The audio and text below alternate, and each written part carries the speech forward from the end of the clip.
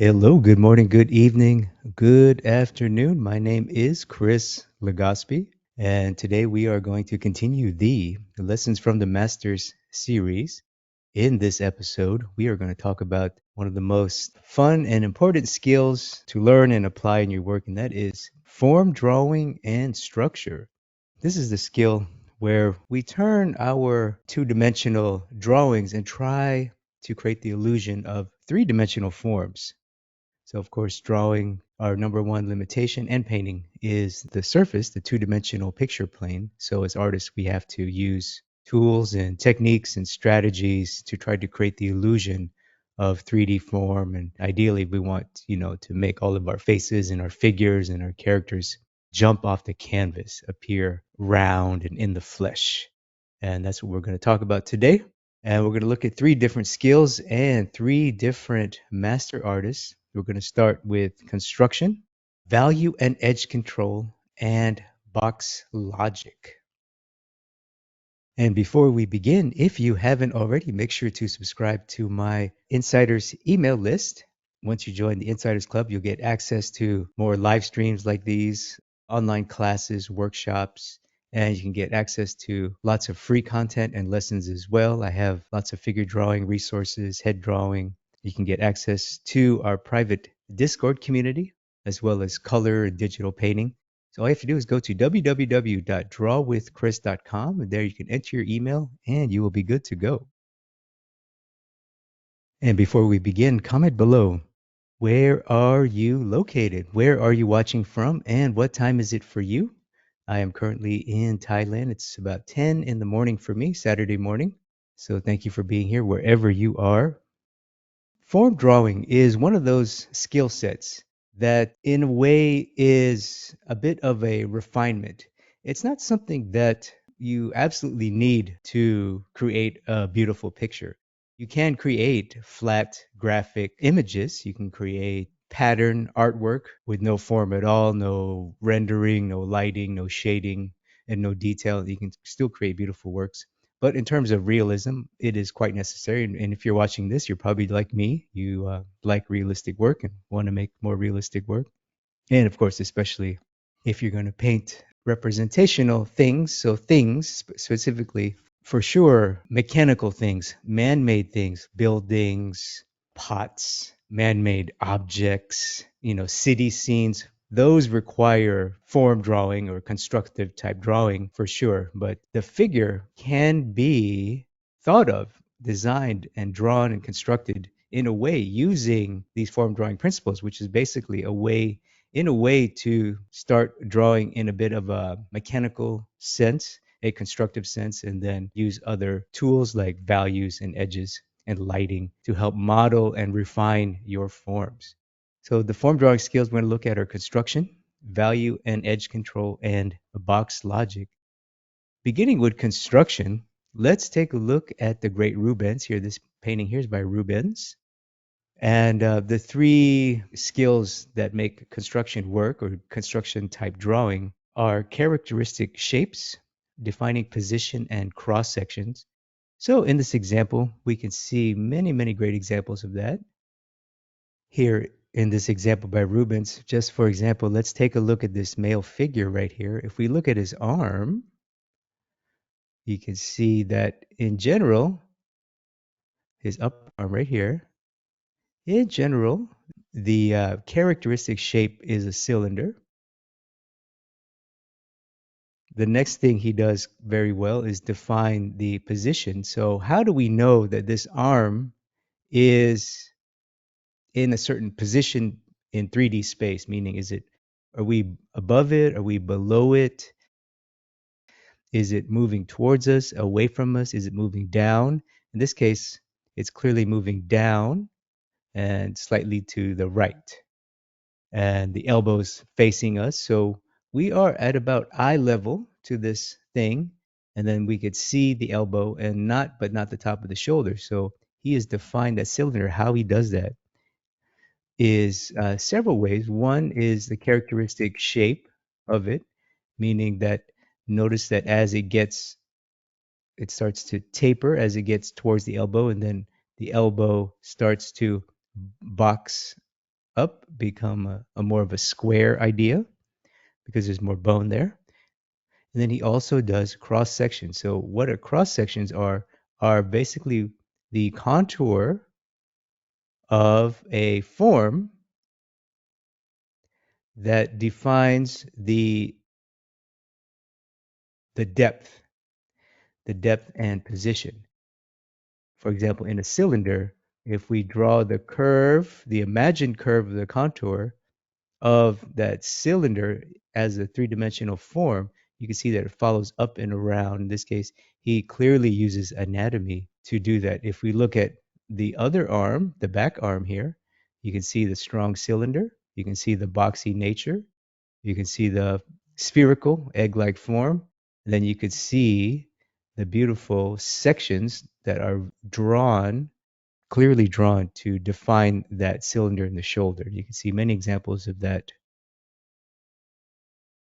We'll look more in detail at Rubens. You can see just the torso alone. You can see just at the waist, this male torso. If we follow the side contours, and then right where his waist is bending and his lower back, you can see that there's a clear line there. That's also anatomy, but that line is emphasized to create the cross section, and then he helps you draw or communicate. He helps you, the viewer, to draw the cylinder for him, to draw the form for him. And that is a constructive type drawing. And it's done in this way. It's a very sophisticated way to do it. So he's a wonderful example for that. The next form drawing skill that's critical to making form look and feel 3D, look quote unquote real, to make form come off the canvas or the paper, is to control your values and edges. And for that, we're going to look at the great British painter Solomon J. Solomon. Here's one of his spectacular works right here. It's incredible. Now, one of the things that makes value and edge control work are simplified values and gradation. So simplified values means that you try to group your values as possible, because the more values you have, well, the more you add in general, the more complexity you add. And the more complex, the less graphical or visual impact you get. Simple values, simple shapes give you that strong graphic quality, that visual impact. And then the gradations, what they do is they help to create the illusion of realistic light, realistic color, realistic form, because that is the nature of light, is that wherever it touches a surface, it becomes very bright. Then as the surface or form goes away from the light, it gets a little bit darker, or as forms turn away, then they get darker. We call that shadow. So those are just two of the subsets of value and edge control. You can see in this example here by Solomon J. Solomon, starting with the simplified values. See, if you squint, you can see sort of this mass that's happening. This is a lot like what we've talked about in previous videos on value and composition. You can see the mass of darks. It looks like more sophisticated value, but it's really essentially only three values. You have this big dark mass, the background, parts of the figure, the male figure, the background to the right, behind the female, this stone object, the shadow of his cape. All of that kind of merges with the dark, including the male figure's legs. He's in dark, dark shadow, and that is a conscious choice by the artist here to keep that simple graphic quality. And with that, he's able to spend much more attention in the lights and add more sophistication. One of the ways he does that is with gradations. If we look at the light on the male figure, you can see that the chest is quite bright. There's a bright highlight right there. And then as it goes away, darker, darker, darker, darker, darker, darker, darker, darker even more. You see, and it gets into the dark, dark, dark, dark, dark, and either way into the arm, from the arm to the hand. Notice how even the forearm is brighter than the fingers and the fist. That is a gradation. You see that? That is a gradation in value, and it makes it look very sophisticated. And obviously, the female figure, you can see her bright chest and torso. You can see a highlight right here on her hip. And then as it goes away, it gets a little bit darker. And of course, as it turns into shadow, boom, boom, you see a big change in value. But again, even in the shadow, there's subtle gradations for sophistication. Just a quick example, and this is really important. You can see the background object. This looks like a tomb, looks like a funeral, a cemetery tomb. And if you look at the top, look at this zone right here, and then look at this zone right here below it. You see that? See that difference in value from the top of this tomb thingy to the bottom? That is a gradation. And that is what we want. So we're gonna we're gonna have a good time looking at this wonderful artist's work. And finally, we're going to look at box logic. So box logic is coined by Steve Houston. He's a great American painter, teacher, author, arguably one of the greatest living figurative artists in the world. He's still with us, gratefully. He's still very young too in his career. Box logic is the idea that to begin the illusion of light and shadow, which is form, we need light and shadow to show form. To begin that process, we must first establish what Steve calls the box. And the box is the idea that the light side is clearly different than the shadow side in terms of value. You make the difference very obvious, and once you can make the difference obvious, then you have a chance to start to refine the box, because eventually you want to turn the box into a cylinder, right? Or an organic form. It doesn't stay a box. Then we can go back towards the other tools that we just mentioned. But the beginning of this process is the box logic. We must first establish a clear separation of light facing planes and shadow facing planes. So basically, it's a way to design your drawing to represent an organic living thing as a geometric box, essentially, to establish the beginning of your form, of your lighting. Today, we're going to look at the great Sargent, and we're going to look at some of his lesser known pieces, his male nudes. This drawing here is by Sargent. It's absolutely spectacular. Sargent is obviously known for portraits, and you may also know him for maybe his Italian landscapes, maybe his watercolors, maybe some of his Oriental pieces, Boston mural. But he does have quite a large collection of nudes, particularly these wonderful male nudes, very very thoughtful and tintillating, if I would say so. Titillating. It means like kind of stimulating to the eye. Let's leave it at that. So this example is a wonderful example of box logic. You can see, for example, in this torso, you can clearly see that the design of the torso is very, very boxy. If we look at the torso in light and the torso in shadow, right? So this side is on shadow, the right side. You can see that if we kind of draw a line through all of this bumpy core shadow stuff on his ribs, his abdomen, his pectoralis, his chest muscle, you can see that it's quite boxy. You see that? That is quite boxy right there. And then he even made a little box right there in the armpit. And then the teres major muscle, or is that might be the lat. So you can see how clearly he was like, I know it's an organic living thing, but I first need the box. So in a lot of ways, this is a bit of a constructive problem solving. It's a bit of a shape problem solving, because these planes have to be eventually, they have to be the right shape. They can't leave it a box, can't leave it a straight line, obviously. You have to refine. But you can see the clear and obvious corner, like in his leg, his torso, and his knee. And that is box logic. That is designing the figure as a box to begin this process. This is just the beginning, obviously. Like I said, eventually you will need to not make it a box and add and refine it. But once you establish the clear light plane, shadow plane, the rest is quite simple, really. I don't want to say easy, but it becomes very, very simple. This is the challenge right here, and that's why we're going to look at this skill. Okay, we're going to look at this beautiful drawing here by Rubens, and I'm just going to kind of sketch a bit of a sort of a deconstruction in a way. I'm going to sketch a construction model that I use, but it's quite similar to the way that realists approach construction by first defining these sort of simplified geometric forms and then refining them as you go to turn cylinders and boxes and eggs into human being, into a fleshy organic thing.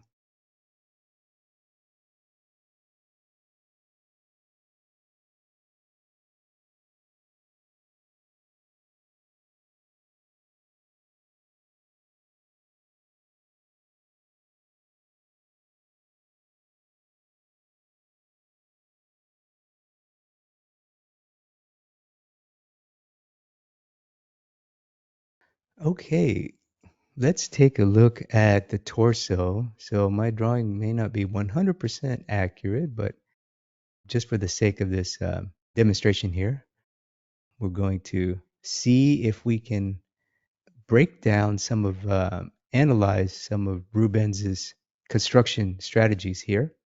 So you can see what we just talked about, box logic as well, on the figure there, on the original. But besides that, what is this form, this torso form? What is the characteristic? Well, it's kind of a box. I do see a very boxy thing. When I look at the original, I see this, I see this, I see the top, and I see this, and then I see this sort of that corner. See that corner right there? That's quite boxy. And then there's like this central thing. So it's sort of got it's a boxy cylinder. How about that? Let's leave it at that. It's a planar cylinder. That's what I see as the base form. Original sketch for torso form is a good start. Now, how does he communicate position? Does he use crosshairs? How do we know that the torso is this way? How do we know how much of it do we see? How do we know if it's bending or twisting? How do we know what direction the abs are in? So let's see if he leaves any clues. Number one, you could see the clear line right underneath or in the abdominals, right above the belly button below the breast. This line is the separation of the rib cage from the abdomen. We're seeing a bit of rib cage and then abdominal muscle and things. And we look at the Rubens, you can see we look here, there's a little nugget of line going up. And then if we follow this, it goes inward. And then this little line right here, this abdominal line, and then this clear line right here, right there. So all these things, one, two, three, is what we use in our drawing here. You can also see in the breast, at the top of the breast, or even in the middle. So if we look again on the original, we look near the armpit here. This is the teres major, so it's your back actually, upper back, shoulder girdle. And if we look at that intersection, there's an intersection there, which means that there's is a point where two forms meet. So that's a conscious part of his drawing. And if we look at the exact opposite side on the opposing armpit, you can see again a nice crease, a nice depression right there. So you got sides. Now we need something in the middle to carry us over. And you can see that there's a clear line right there drawn on top of that breast. And then this, if we follow the breast, there's a clear little line. It's a bit drawn and it's a bit suggested with value. But you have one, two, three, and then in our drawing, we can interpret it this way. So you see how he carries you over. That is a cross section, and then we can just kind of, there are examples all over that, and Rubens is one of the great examples of it. Let's quickly look at the leg, the front leg. How does Rubens communicate the position of this front leg? This is a tricky position because it's foreshortened. It's coming at you. He definitely created the illusion of the foreshortening. How did he do that? Well, he used characteristic, nature, and also cross sections and position. The thing that I noticed first, obviously, it's a cylinder. We can see the side. You see that little straight right there on near the knee. Straight, straight. He's making you look and think cylinder, feel cylinder. And then he does something else too, which is creates a different characteristic form on top of the cylinder form, a nuance, a subtlety, and that is the egg. There's the egg. It's an eggy, bulgy shape that communicates the bulge and meat and fat and tissue of the thigh. The thighs, they're your biggest limb, obviously, biggest part of your legs, and they're full of muscle and meat. So when you put weight on your thigh, I'm sure you're sitting down right now, your thigh will bulge outward. The tissue will kind of bulge outward when the weight pressed against the surface when you're sitting down or kneeling or reclining like this model. So that egg makes us feel like, okay, it's not a mechanical robot, it's a human being. We do that. He designs that, and then we draw a leg for him. We infer a leg for him. He does it again, another layer of it right beneath to show even more fat, feeling of fat. You can see he hints at the kind of the bulging nature of the patella, which is that kneecap bone. And then you can see how he cuts it here at that core shadow and also at the front of the structure here. You can see it starts to become quite boxy as it goes to the knee, and as it should. There's lots of bone here. So, and it's hard, rigid bone, thin skin, so it does appear much boxier than the fleshy thigh, obviously. So, in our drawing, we start with our cylinder. We turn it into a squishy kind of egg to make it feel like a leg. We kind of box up the end of the cylinder. Then we transition the box into the cylinder of the leg, the curved cylinder, and then into the egg. So this is now becomes sort of a compound shape. And then we can add another layer of fat and tissue to create even more, suggest even more flesh. Rubens's work is famous for being very fleshy. The fancy English word is titillating. Titillating. I've heard that many times. Art historians describe his work as his figures as titillating. It means like it feels very fleshy, like you can just touch it and squish it. These models feel like, they're very squishy. Like if you press on them, if you press on the painting, you would feel like you're pressing on flesh. That's the way he exaggerates the form. So that's a wonderful thing that he does and we can put in our work. So you can see here how the leg, how it went from a very robotic construction form, right? A cylinder with a box head.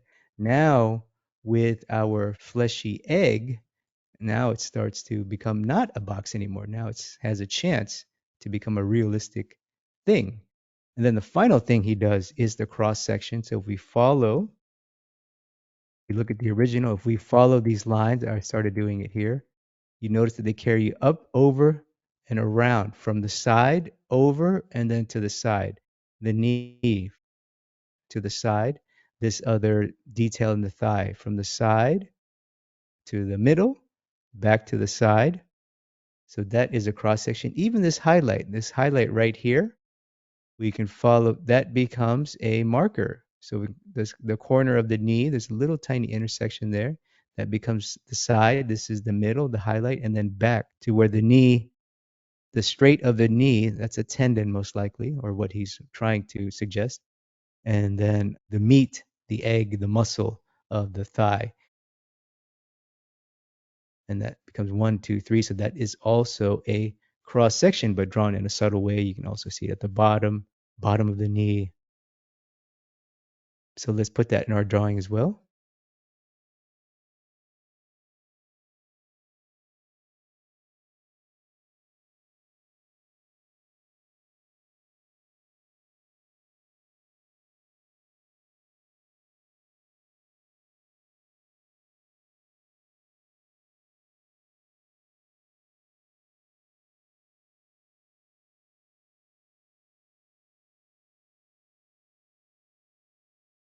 And you can see how the forms, they lead the eye over, over, over, over, over. And then we got a highlight here. Let me just quickly add some tone and then we'll move on. It's such an important point in form drawing. Really, form drawing or form, if you want three-dimensional form, if you want shading, lighting, it's all kind of the same. For me, the beginning of it is the design, is to understand that you have to communicate, have to have sort of a design plan so you can communicate your design to the viewer and then they can finish the realistic illusion for you with their mind.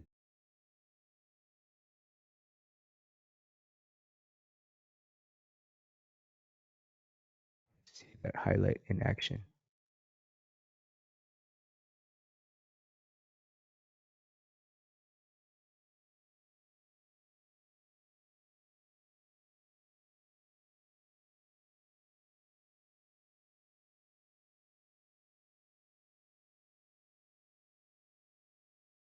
See that little bit of tone right above the knee that I'm putting in now?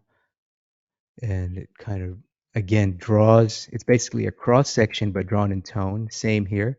This is a cross section right here at the thigh, near the crotch and the abdomen here, at the hip where the leg meets the thigh. You can see me putting in some tone. It's basically drawing it. You can also see it in the original.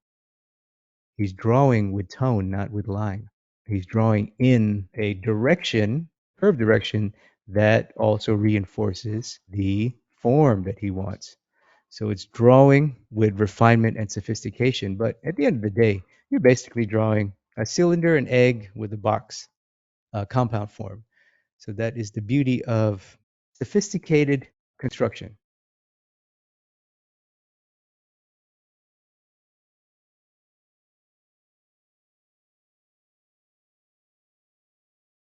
Our next form drawing skill is value and edge control.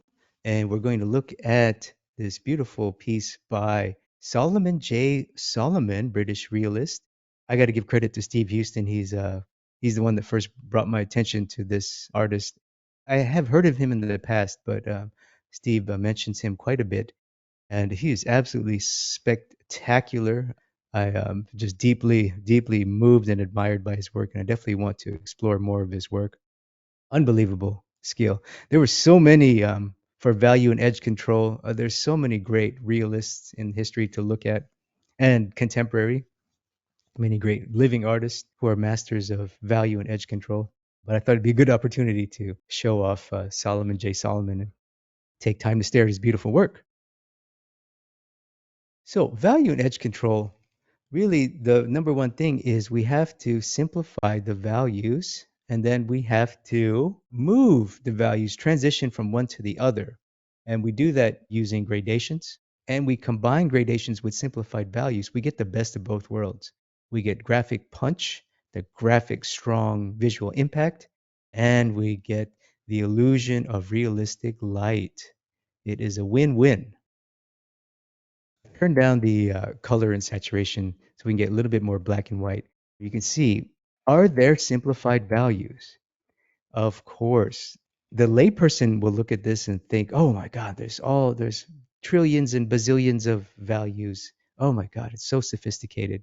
But the trained eye will see, oh, nope, nope, nope, nope. I see everything that we've talked about many times. I've talked about many times here. I've talked in this series limited values, grouping values, is essentially the same philosophical idea that simple is often the most effective solution to solve the problem of realistic light.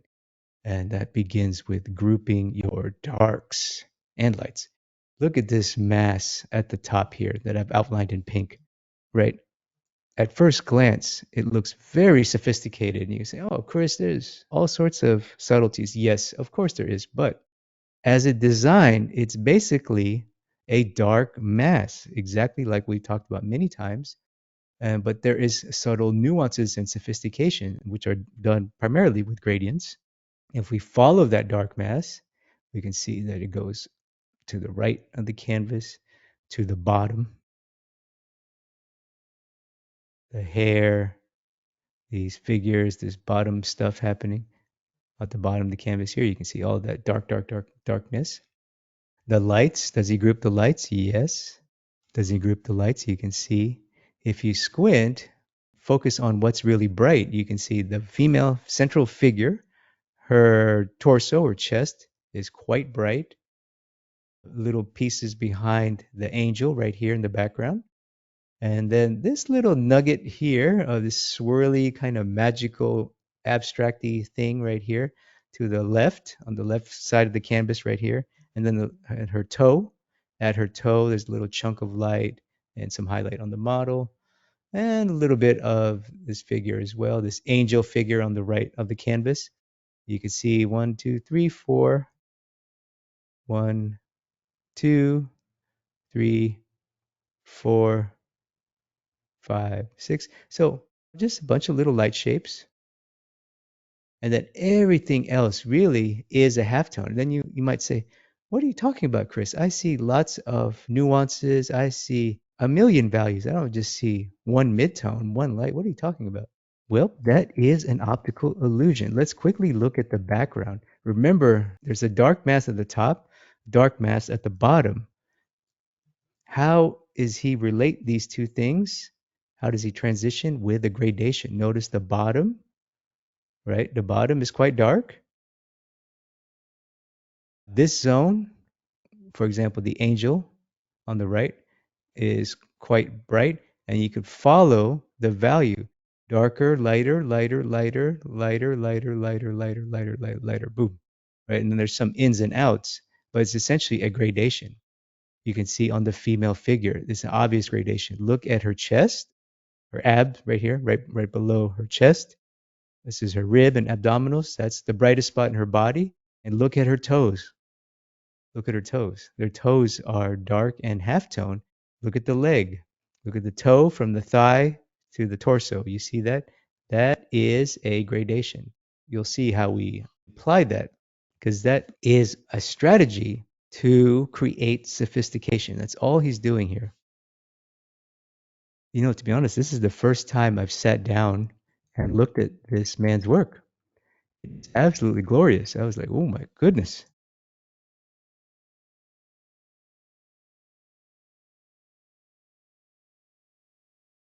Comment below if you're already a fan of Solomon J. Solomon, or maybe you're like me. You're kind of just discovered him. I've been in a cave, I guess, for, for the last 100 years.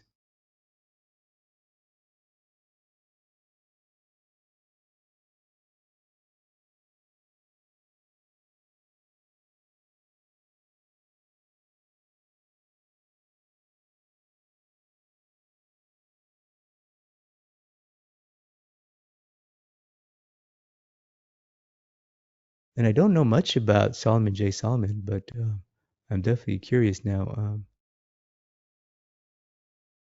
I'm curious why I never heard of him more. When I was doing my training in Hollywood and Los Angeles,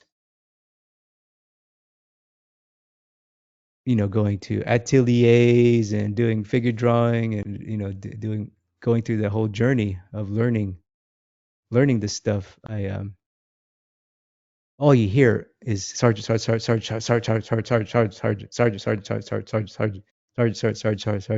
Rembrandt, sergeant Rubens. It's like you only hear basically three names: Sergeant Rembrandt Rubens, Sergeant Rembrandt Rubens. Maybe you'll hear Cornwell. Maybe you'll hear Riley, Frank Riley. Maybe you'll hear Frazetta, some other American illustrator. But I've never heard of people mention him until much later. I wonder if it's because he's British. I don't hear too much about the British artist. So anyway, so it's just the figure here. Okay, I darken the. I want to use the white to give it some pop. So first thing I'm going to do is draw the dark mass. The dark mass that I see, which is mostly at the top, right? She's in shadow. This angel figure is casting a shadow, blocking the light, casting a shadow on our figure here.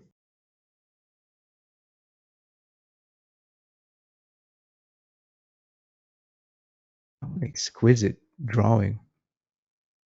Sorry, I'm just like I said, this is the first time I am like sitting down and looking at this man's work, and I'm just like blown away. Like, oh my God, this guy is so good. Draw, he can paint, he can design. Jeez, he's got the package. He makes me want to draw a painting with angels now. Like, I want to do this. I can do that. It looks like fun. Painting with a nude figure and some angels,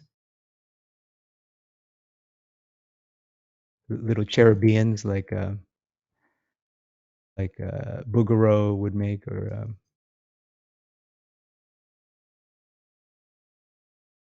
Rubens,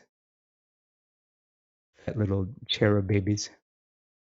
Okay, so there's a dark mass. Is there anything else that's quite that dark? No, not really. Kind of the dark mass that I see.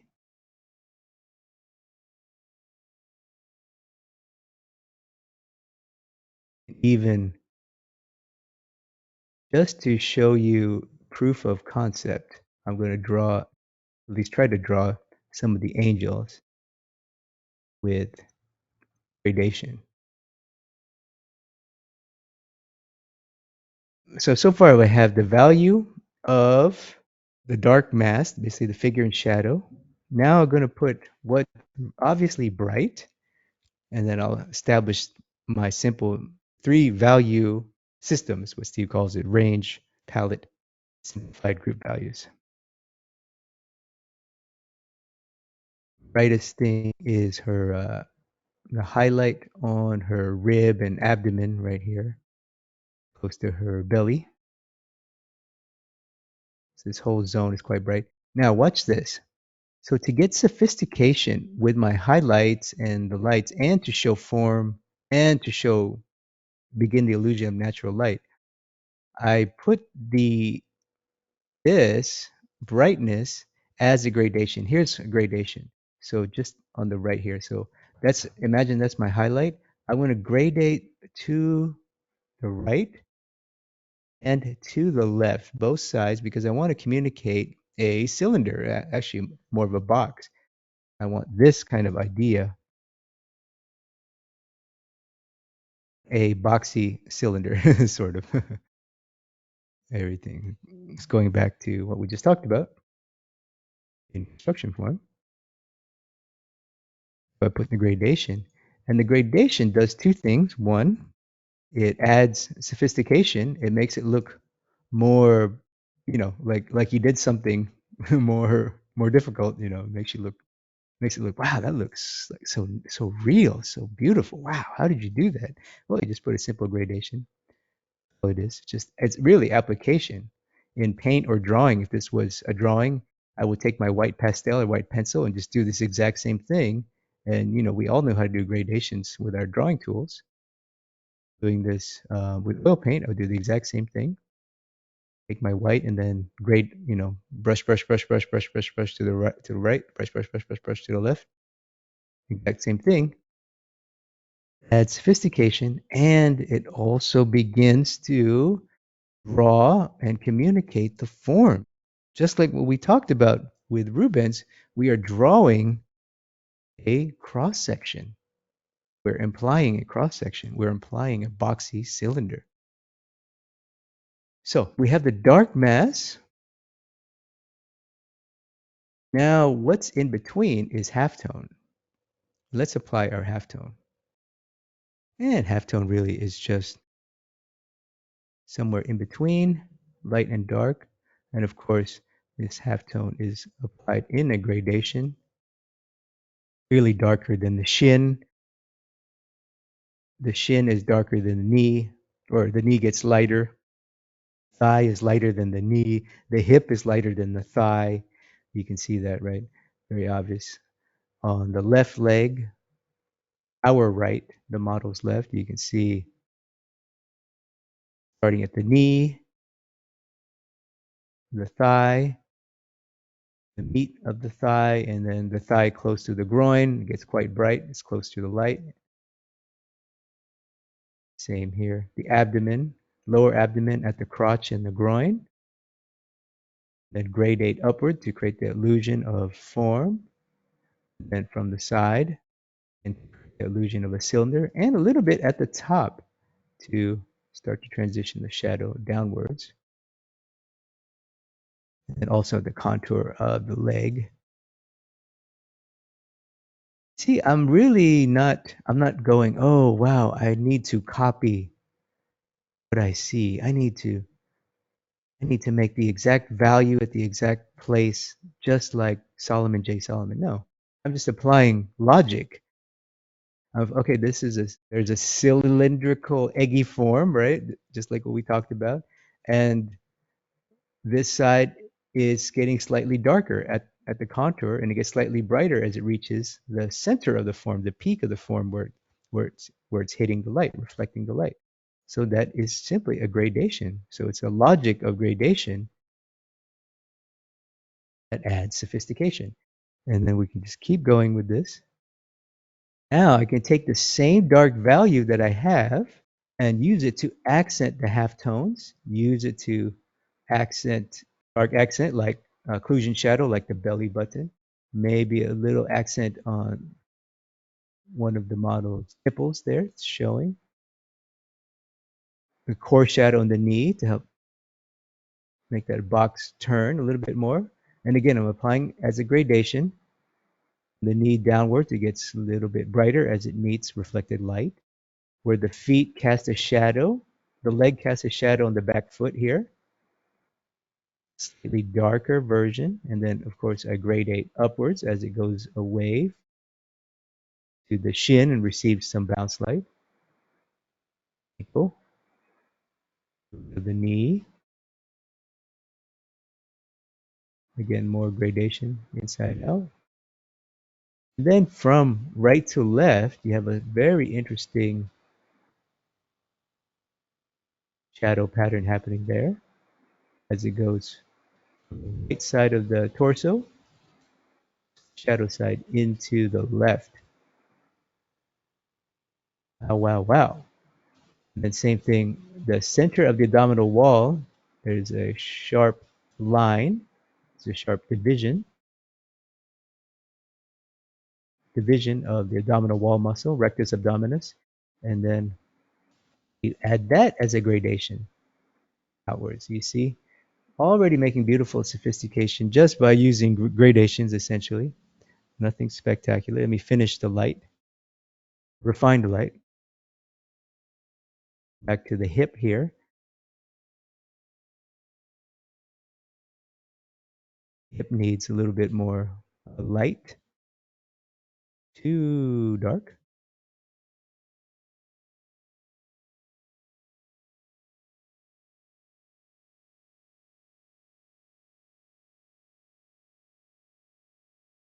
So really, to me, this was one of the things that kind of changed my perception of realistic drawing because I used to try.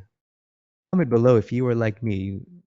I'm sure we all share experience where you really struggled to get realistic shading. You know, you would see a model, you would see a life drawing from a reference, and you're like, "Wow, that's beautiful light. How do I capture that?"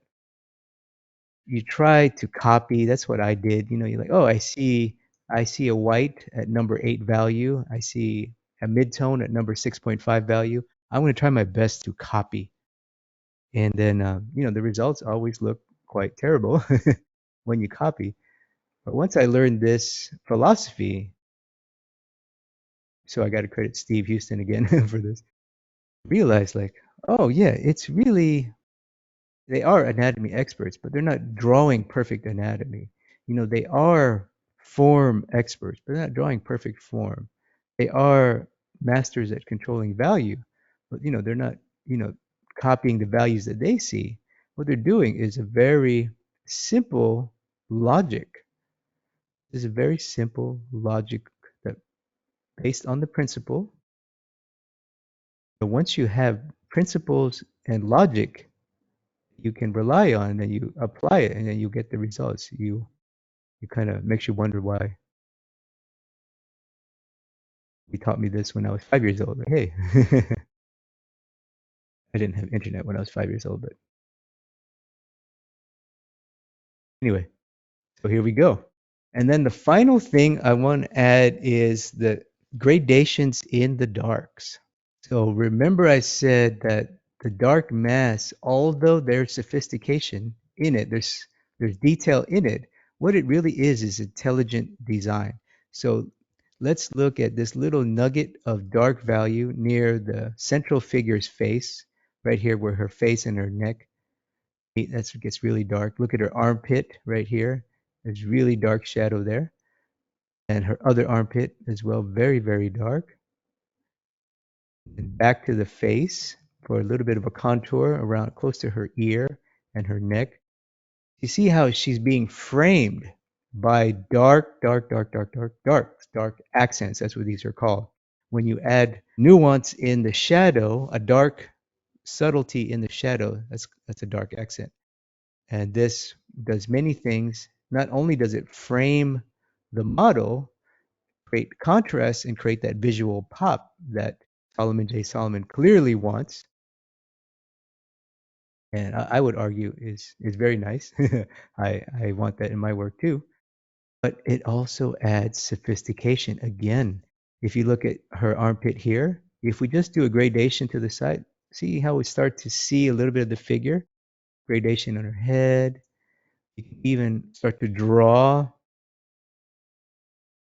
the curve of that left angel's shirt there or fabric costume, the gradation on the left angel there, the gradation on the left angel there. You can see it starts to see something. We don't quite have a figure, but something's there, something's forming. There are things in the shadow, and we can use our mind's eye to draw. We can even begin to draw, just quickly draw this figure right here. The proportions are poor, but start to see how gradations really create. You see how it starts to look like a face, and then even the central figure, we can put a gradation on her face, a slightly darker version of her shadow tone, and that creates illusion of the plane of her chin and jaw. You see now the underplane of her jaw is starting to read. So you see, I'm basically doing blobbies. You see that? From this distance, they're basically blobbies of tone and gradations, but we can start to draw for the artist. And that is what we want, my friends. And that is why simplifying things is so much easier, and suggesting detail is better than drawing detail, than describing detail. It's better to suggest. And that's exactly what gradations do, is they suggest lots of things: form, detail, anatomy, and light, most more specifically.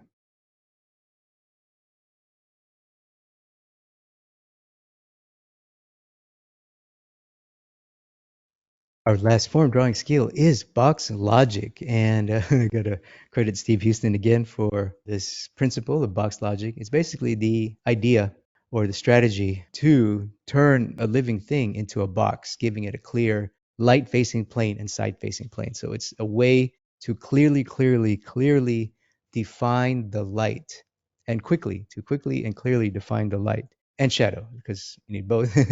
And especially for form, you can't have form unless you have a light side and a shadow side. And box logic is a way to do that in a strong, punchy way, a very clear way. Like, hey, there's a light here in this scene. Hey, there's a light side, there's a clear shadow side, and there's a clear border. And that border is the corner of the box. Let's take a look at this glorious figure painting here by the great Sargent. So comment below, how many boxes and corners do you see? By boxes and corners, I mean, how many of these do you see? You see a clear light side, and you see a clear shadow side. Where do you see that? That's the box. That's the beginning of shading. You can see it almost everywhere. The face, the body, the limbs. There's even a box, a literal box the model is sitting on. The model is literally sitting on a box. You can see the corner right there. I don't think that was an accident. That's probably like a conscious choice. Like, hey, I want you guys to know that I'm drawing a model with a light, a three-dimensional thing with light on it. So that is what we're looking for. Obviously, the chest, the shoulders, clear box, box, box, box, box, right? Clear border right there. Boom, boom.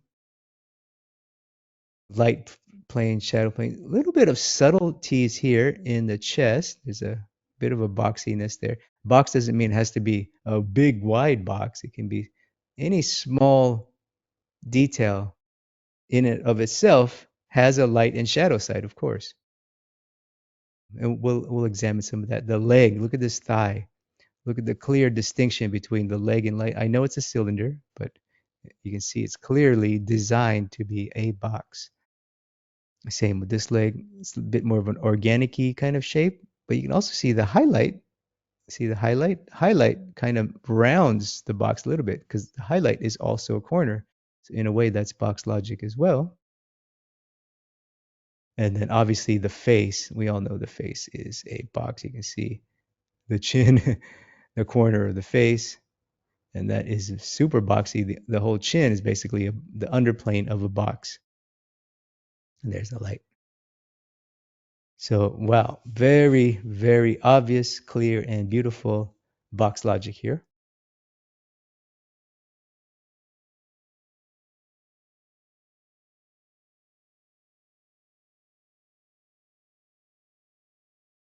Like I said, Sargent's male nudes are quite titillating in the same way that the Rembrandt's is. They feel very fleshy and, very, very sensitive. The skin feels, you know, very fleshy. It feels like you can touch the canvas and feel the skin and press on the fat, on their body, and it would feel like skin.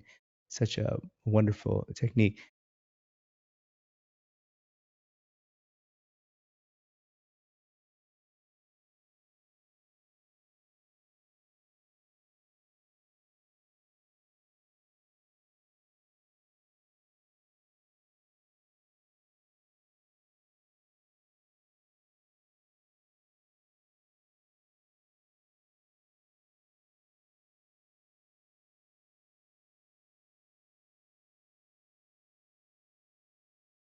So it's curious how his uh, his male nudes kind of all have that feeling. The word I like is titillating, very stimulating to the senses, and because you don't really see that in his formal portraits. He's known for his portraits, high society portraits and things, and not a lot of titillating. But again, those aren't nudes anyway. Even you could argue that even in his female nudes, he has many famous female nudes. They're not quite as titillating, as fleshy feeling. They don't have, you know, uh, I would dare say, almost slightly erotic, almost slightly sexual. That's the impression I get. Sargent's male nudes for that is female nudes don't have that same feeling. It feels like so much care was put on the actual feeling of flesh, and of course that is wonderful. It's very powerful. It's one of the reasons why people like artwork, and one of the reasons why we make artwork to create feelings like that in our flat drawings and paintings. So he has that fleshy feeling, which is so nice. Okay, let's define the box. Clearly the shoulder. Shoulders looks very boxy. Clear light side of the shoulder, clear shadow side. The chest muscle, pectoralis. Pectoralis muscle is very flat by nature. It's characteristically a rectangular kind of looking muscle, a bit rectangular at the bottom. You see that on not every man's chest is the same shape, but on many men who have lean bodies, low body fat, and are muscular, you can see that the bottom part of the chest is quite clear, plain there. It's a clear box.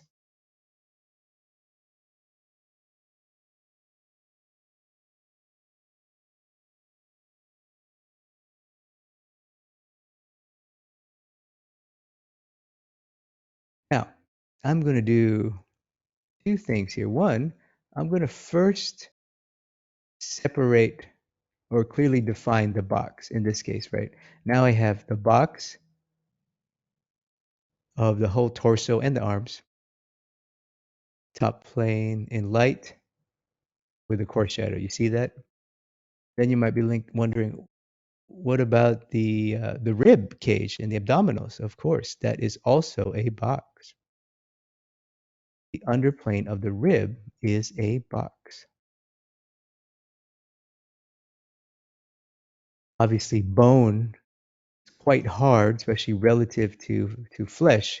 So we can draw it a bit more boxy anyway, and it'll still feel quote unquote real because we expect bone, we understand, even the layperson understands that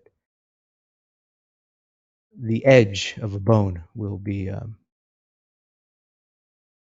harder than the edge of, let's say, a muscle or a piece of fat, like your glutes or your thighs be softer than the knee, for example, right? The rib cage is going to be softer than your stomach. That's exactly what we have here. The rib cage here is visible. That's what this is. This is the bottom wings of the rib cage, and it's quite boxy, actually relative to the stomach. And even though this model is lean, low body fat, the stomach tissue obviously is much softer than the bone. And then you can even see a little underplane of the abdominal oblique. So these are the side abs right here that I'm drawing now. Side abs.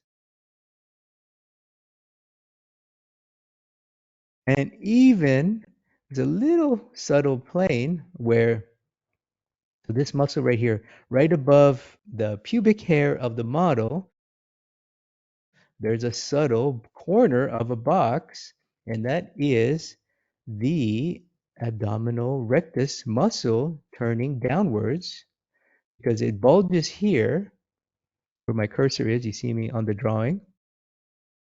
I'm reinforcing it. I'm making it much darker than it is just so you can see it. That corner is where abdominis rectus goes from muscle and then it turns downward into tendon, into a tendinous sheet. It's like a band, tendon like your bicep tendon. So anyway, that's a corner. So that is a subtle corner that we put, and then the dark hair of the pubic hair. No, not a box. That's the local color of the thing. It's dark anyway. So anyway, let's go back to the drawing, and you can see how boxy it looks, right? It's quite, now you see lots of little boxes. It's looking nice in my opinion. The values need to be controlled, but we clearly have established a clear light and shadow plane, which is great. It's exactly what we want.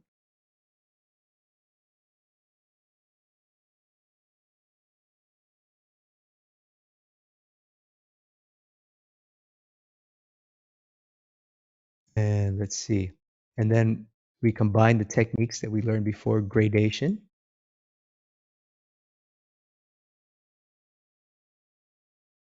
help us to round the chest. Obviously, the chest, human being is not a box. We have to eventually round it, round the corner. But we start with the box logic, so now we have clear light. Now, pretty much everything we do, as long as we still hold the box logic, meaning we can clearly see the corner, we can clearly see a difference in value, difference in plane, we're good. We maintain the core structure of our lighting design, really. The core design of our lighting is the box. All we're doing, we're designing a light scheme, light scheme, a light source,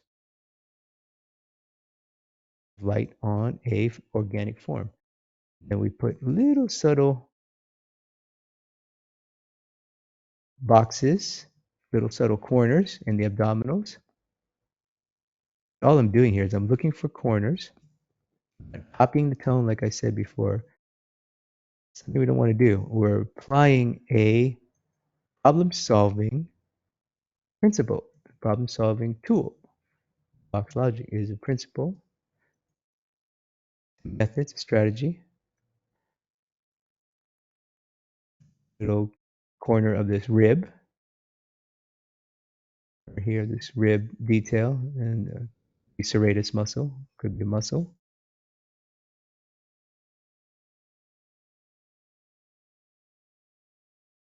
Actually, on these go darker.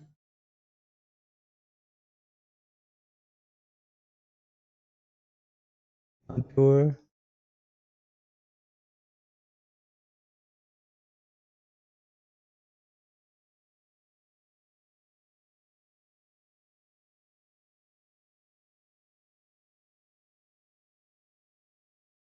How cool that is. And I'm wanting to study Sargent's male nudes for a while now. I never really sat down to do it, so this is a great opportunity for me. Learn about form modeling from the great Sargent.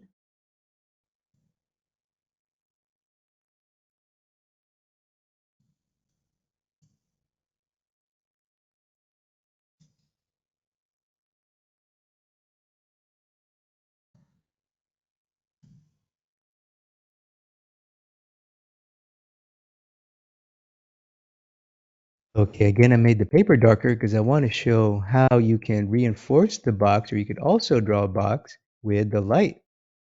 So for example, this is the top plane of the box, but the box is not perfectly flat. The organic human being is not perfectly flat.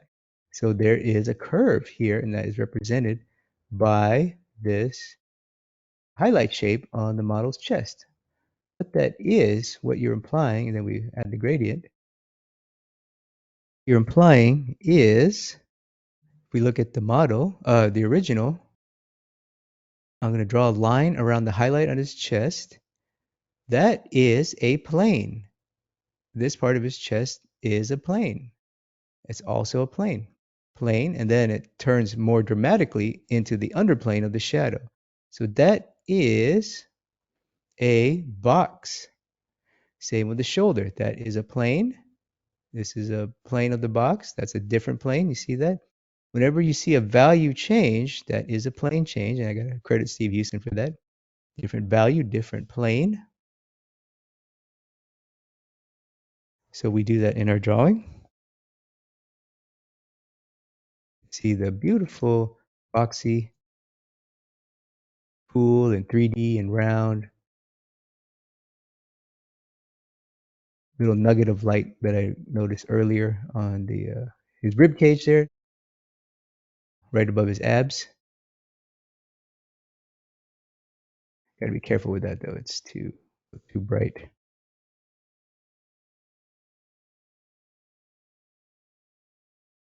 So you have the box, and then to make it look quote unquote real, you just simply gradate to transition the value, soften the edge, define the form, turn it from a geometric robot into a fleshy organic thing just by simple gradation. And that is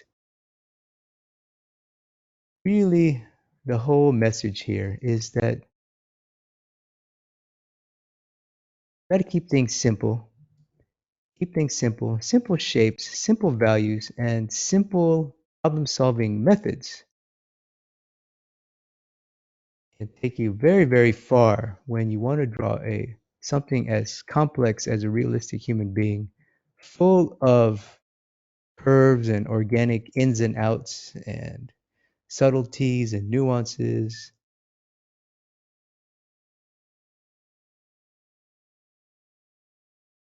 We can accomplish so much by doing very little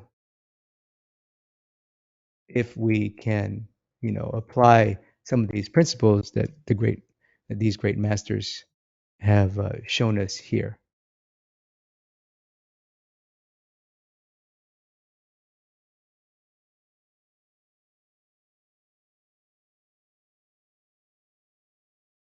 Of course, now I have a base, and then the next thing I would do to finish, quote unquote finish, is obviously to just refine. So I got my box, so now I got to turn, whatever needs to be a cast shadow, I can make it harder, darker accent. Arm meets the torso, it's called an occlusion shadow, right? Armpit is generally a very, very dark shadow area. It's called occlusion shadow. I can refine some of the shapes to make the ribs look more like ribs, maybe suggest some more rib detail, just some more abdominal muscle detail, find the box of the abs to make them feel more ab muscle instead of soft. That's really all that's left is refine, refine, refine.